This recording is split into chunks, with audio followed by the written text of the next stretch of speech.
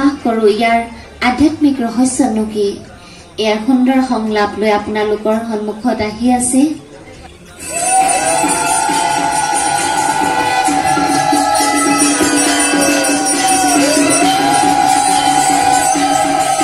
আদি শক্তি মমতাৰ মূৰ্তি তুমি সকলোৰে মনোকামনা পূৰণ কৰা। মা, আজি তোমাৰ এই পুত্ৰই হাতযোৰ কৰি মিনতি কৰিছে, মোক সত্যৰ ৰাহ দেখুওৱা মা। মোৰ মনত বছৰ বছৰ ধৰি উদয় হোৱা প্ৰশ্ন উত্তৰ দিয়া মা। কিবা যদি মোৰ ভুল হৈছে নিজৰ পুত্ৰ ভাবি মোক ক্ষমা কৰি দিয়া মা। মই সদায় তোমাকেই প্ৰাৰ্থনা কৰোঁ, তোমাকেই পূজা কৰোঁ। তুমিতো মোৰ কথাই নুশুনা। আজি তুমি মোক দৰ্শন দিবই লাগিব, নহলে ইয়াৰ পৰা উঠাত নাই মা।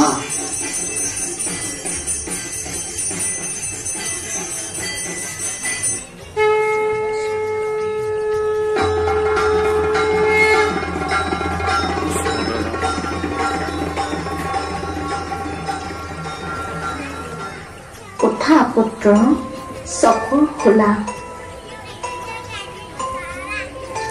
মা, আপুনি সঁচাকৈয়ে আহিছা? মই ধন্য হৈছো। মোৰ এই চকুযোৰ ওপৰত বিশ্বাস কৰিবই পৰা নাই মা। হয় পুত্ৰ, তুমি মোৰ ভালে চোৱা। মই সঁচাকৈয়ে তোমাৰ সন্মুখত। তোমাৰ ভক্তিত মই পচন্দ নহলো। খোজা কি লাগে পুত্ৰ তোমাক? আপোনাৰ কৃপা দৃষ্টিত মোৰ সকলো আছে মা। আপোনাৰ প্ৰতি থকা ভক্তি আৰু প্ৰেমক স্বাৰ্থপৰ বুলি নাভাবিবা। মই আপোনাকে সৰ্বোচ্চ মানিছোঁ। মই আপোনাৰ পৰা বিশেষ খুজিব বিচৰা নাই। বছৰ বছৰ ধৰি মোৰ মনত উৎপন্ন হোৱা প্ৰশ্ন উত্তৰ লাগে মোক মা। মই অনেক শাস্ত্ৰ বেদ উপনিষদ পঢ়িছোঁ, জ্ঞানৰ সন্ধান বিচাৰিছোঁ, আৰু মোক এই দলনিত এৰি নিদিবা মা। মোৰ প্ৰশ্ন উত্তৰ কেৱল তুমিয়ে দিব পাৰিবা মা। কি জানিব বিচাৰিছা সোধা। তোমাৰ সকলো প্ৰশ্ন উত্তৰ মই নিজেই দিম। মা, তুমি কোন? তুমি ক'ৰ পৰা আহিছা? যেতিয়া মহিষাসুৰে দেৱী দেৱতাসকলক বন্দী কৰি লৈছিল, তেতিয়া ভগৱান নিৰাকাৰ শিৱই আদি শক্তিক প্ৰকাশ কৰিছিল। তেওঁ অস্ত্ৰ শস্ত্ৰৰ দ্বাৰা সজ্জিত আছিল। তেওঁ 8খন হাতৰ অধিকাৰী আছিল। তেওঁ 9 দিন মহিষাসুৰৰ লগত যুদ্ধ কৰিছিল আৰু 10 দিনত মহিষাসুৰক বধ কৰি দেৱী দেৱতাসকলক মুক্ত কৰাইছিল। মই সেয়াই আদি শক্তি হওঁ। মোৰ উৎপত্তি পোহৰৰ পৰা হয়। পোহৰ অৰ্থাৎ নিৰাকাৰ পৰম পিতা পৰমাত্মা শিৱ। মই সকলো শক্তি পৰম পিতা পৰমাত্মাৰ পৰাই প্ৰাপ্ত কৰিছো। সেইকাৰণে মোক শিৱ শক্তি বুলিও কোৱা হয়। ভক্তজনে মোক লক্ষ্মী, দুৰ্গা, মা, সৰস্বতী, কালী আদি ৰূপত মনত পেলাই পূজা প্ৰাৰ্থনা কৰে। দুৰ্গা অৰ্থাৎ দুৰ্গুণক নাশ কৰোতা। মোৰ কালী ৰূপ বিকৰাল পৰিস্থিতিৰ সন্মুখীন হোৱা প্ৰতীক হয়। লক্ষ্মী অৰ্থাৎ জ্ঞান আৰু গুণৰূপী সম্পত্তি ধনী হয়। সৰস্বতী অৰ্থাৎ জ্ঞান বিনাশনাওতা। ধন্যবাদ মা। ভাৰতবৰ্ষত নৱৰাত্ৰিৰ পূজা অতি উলহ মালহেৰে উদযাপন কৰে। এতিয়া মোক নৱৰাত্ৰিৰ বিষয়ে কওক মা। নৱৰাত্ৰিত কৰা কৰ্মকাণ্ডৰ উদ্দেশ্যনো কি? নৱৰাত্ৰিৰ আধ্যাত্মিক উদ্দেশ্য এইটোৱেই যে মনুষ্যৰ আকৰিক শক্তিৰ ওপৰত দেৱী শক্তিৰ বিজয়ী। নৱৰাত্ৰিত প্ৰথমে কলহৰ স্থাপনা কৰে। পৰম পিতা পৰমাত্মাও এই কলিযুগৰ ৰাত্ৰিত আহি ভাৰতৰ মাতাসকলক বুদ্ধিৰূপী কলহত জ্ঞানৰ অমৃত ভৰপূৰ কৰি তেওঁলোকক শক্তি স্বৰূপা কৰি গঢ়ি তোলে।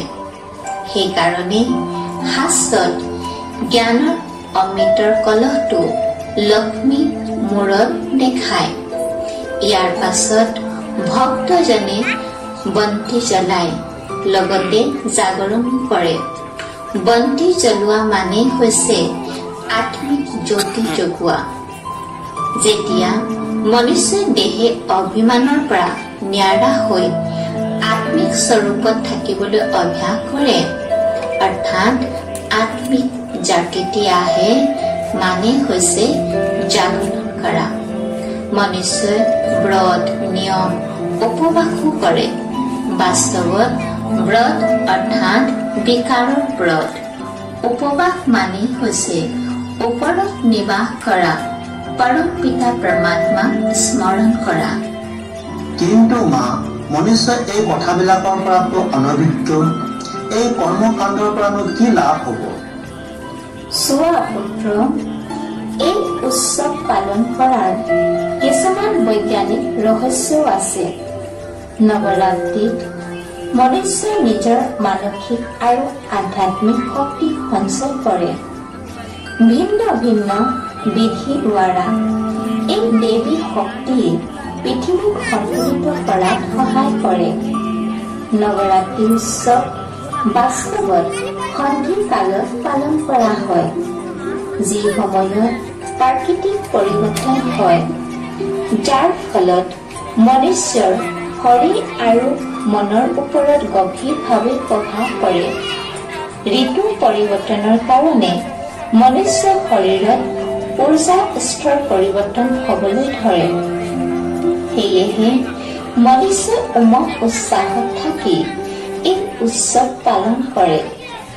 লগতে ঋতু পৰিৱৰ্তনৰ সময়ত ৰোগৰ আক্ৰমণৰ সম্ভাৱনা বেছি বাঢ়ি যায়।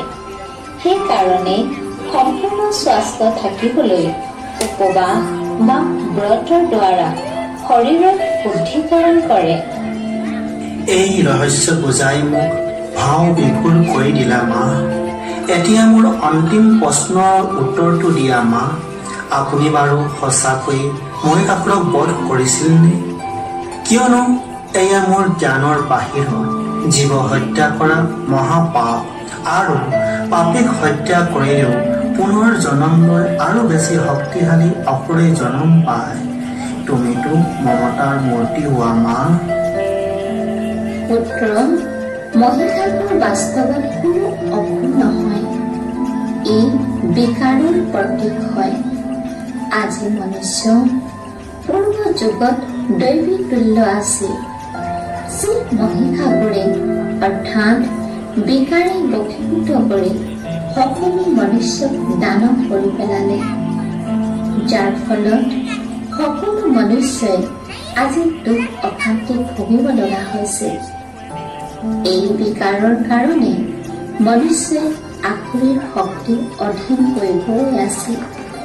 সেয়েহে বিশ্ব কল্যাণকাৰী পৰম পিতা পৰমাত্মা নিৰাকাৰ শিৱই এই পৃথিৱীত অৱতৰিত হৈছে। পুত্ৰ, জ্ঞানৰ সাগৰ পৰম পিতা পৰমাত্মাই নাৰীক জ্ঞানৰ কলহ প্ৰদান কৰিছে, যি নাৰীয়ে অৰ্থাৎ ব্ৰহ্মা কুমাৰীয়ে পৰমাত্মা জ্ঞানৰ যোগেদি অষ্ট শক্তি লাভ কৰি শিৱৰ শক্তি হৈ ভাৰতক পুনৰ দেৱী তুল্য অৰ্থাৎ স্বৰ্গ বনাবলৈ কাৰ্য কৰি আছে। পৰম পিতা পৰমাত্মাই বৰ্তমান সকলোকে ৰাজযোগৰ শিক্ষা প্ৰদান কৰি আছে, যি ৰাজযোগৰ দ্বাৰা বিকাৰক ভস্ম কৰি প্ৰেম, শীতলতা, মমতা আৰু কৰুণাৰ দৰে দেৱী গুণক প্ৰাপ্ত কৰিব পাৰি। পুত্ৰ, নৱৰাত্ৰিত ব্ৰত কৰাৰ লগতে বিকাৰক ত্যাগ কৰিবলৈ ব্ৰত কৰা। যদি এই বিকাৰক ত্যাগ কৰিব পাৰা, তেন্তে নিশ্চয় জীৱনত পবিত্ৰতা আহিব। য'ত পবিত্ৰতা আছে, তাত সুখ, শান্তি, সমৃদ্ধি নিশ্চয় আহিব। জয় হো, জয় হো, শিৱশক্তি জয় হো, শিৱশক্তি জয় হো।